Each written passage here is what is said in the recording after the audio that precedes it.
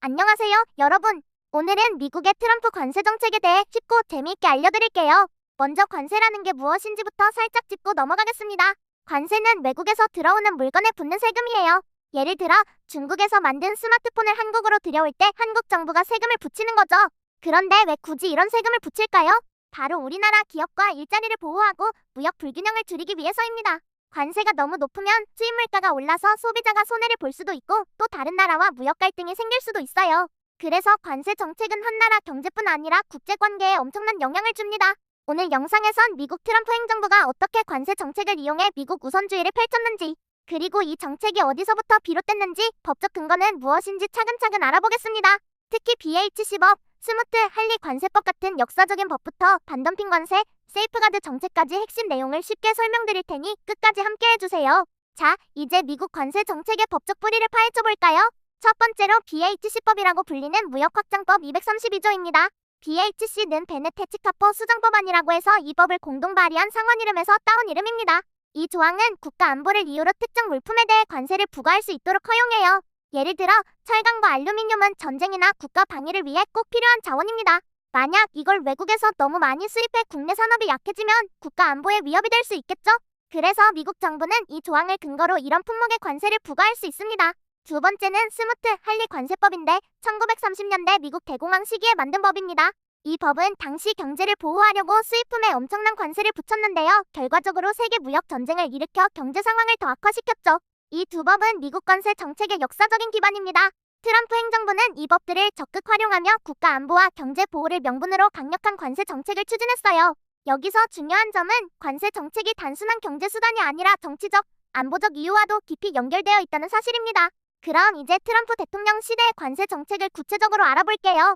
트럼프 대통령은 미국 우선주의 America First를 외치며 해외에서 싸게 들어오는 물건에 높은 관세를 부과해 국내 산업을 보호하려 했습니다. 대표적으로 중국산 제품과 철강, 알루미늄에 집중했죠. 특히 위에서 말씀드린 BH10법 232조를 적용해 철강과 알루미늄에 각각 25%, 10%의 관세를 부과했습니다. 이것은 단순히 세금을 매기는 걸 넘어 국내 제조업체들의 경쟁력을 강화하는 전략이었어요. 하지만 이런 관세는 중국과의 무역 긴장을 심화시켰습니다. 양국은 관세를 주고받으며 무역 전쟁을 벌였고 세계 경제의 적자는 파장을 불러왔죠. 그런데 트럼프는 왜 이렇게 강하게 나갔을까요?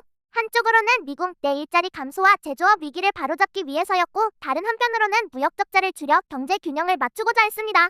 하지만 이런 강경 정책은 미국 소비자에게 물가 상승이라는 부담을 주기도 했고 글로벌 공급망에도 혼란을 초래했어요. 다음으로 반덤핑 관세와 세이프가드라는 무역 보호 수단을 살펴볼게요. 먼저 반덤핑 관세는 무엇일까요? 쉽게 말해 어떤 나라가 자기 물건을 국제시장 가격보다 훨씬 싸게 팔아서 상대국 산업을 위협할 때 그 나라 제품에 추가 관세를 붙이는 겁니다.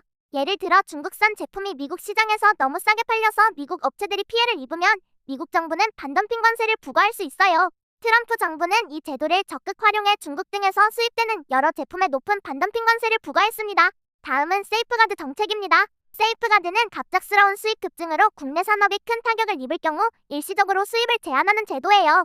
트럼프는 철강과 알루미늄의 세이프가드를 적용해 국내 산업 보호에 나섰죠. 이 두 제도는 모두 WTO 규칙 안에서 허용되지만 남용하면 무역 분쟁의 불씨가 될 수 있어요. 그럼 이런 트럼프 관세 정책이 실제로 어떤 결과를 낳았을까요? 좋은 면부터 말씀드리자면 미국 내 철강 알루미늄 산업은 일부 회복세를 보였고 제조업 고용이 늘었다는 분석도 있습니다. 또한 무역 적자 축소에 긍정적인 영향을 미쳤다는 평가도 일부 있어요. 하지만 문제점도 분명했습니다. 첫째, 소비자 물가 상승입니다. 관세가 붙은 수입품 가격이 올라가면서 미국 내 물가가 올랐고 이는 서민 생활에 부담이 됐죠. 둘째, 중국과의 무역 전쟁은 장기화되며 양국 경제에 부담을 주었고 글로벌 공급망 혼란도 심화됐습니다. 특히 농산물, 자동차 등 다른 산업까지 영향을 받았고 수출국과의 갈등이 고조됐죠. 셋째, 미국 기업들도 일부 불만이 많았습니다. 원자재 가격 상승과 해외 생산 비용 증가로 경영에 어려움을 겪기도 했습니다. 그래서 이 정책은 누구를 위한 관세인가? 라는 논쟁을 일으켰고 경제학자들도 찬반 의견이 엇갈립니다. 마지막으로 트럼프 이후 미국 관세 정책의 변화와 앞으로의 전망을 볼까요? 바이든 행정부에서도 일부 트럼프 시절 관세를 유지하면서도 다자간 무역 협력과 안정화에 힘을 썼었습니다. 하지만 지정학적 긴장과 글로벌 공급망 불안은 여전히 관세 정책을 강경하게 만드는 요인입니다. 특히 중국과의 경쟁 구도는 쉽게 바뀌지 않을 것으로 보여 미국의 보호무역주의 기조가 완전히 사라지긴 어려워 보입니다. 우리도 이런 글로벌 흐름을 주시하며 관세 정책이 어떻게 바뀌고 우리 경제와 소비자에게 어떤 영향을 미치는지 관심을 가져야 하겠죠. 오늘 영상 여러분께 많은 도움이 되었길 바랍니다. 궁금한 점이나 의견 있으시면 댓글에 남겨주세요. 좋아요와 구독도 부탁드릴게요.